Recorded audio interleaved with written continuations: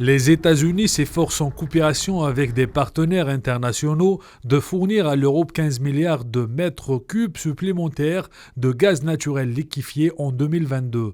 Dans le cadre de cette initiative, dévoilée par le président américain Joe Biden et la présidente de la Commission européenne Ursula von der Leyen.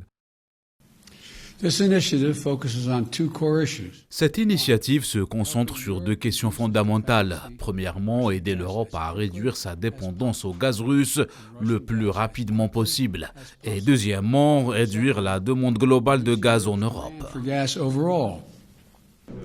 L'Union européenne est pressée par Kiev et par certains États membres, dont les pays baltes et la Pologne, d'adopter des sanctions drastiques pour stopper les importations des hydrocarbures russes, afin de priver le Kremlin de sa principale ressource économique.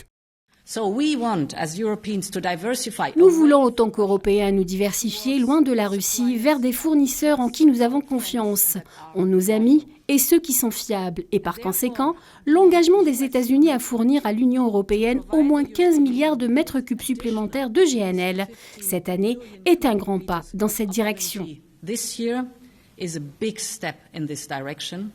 Moscou fournit environ 150 milliards de mètres cubes de gaz chaque année à l'Union européenne, dont environ 15 milliards de mètres cubes de GNL.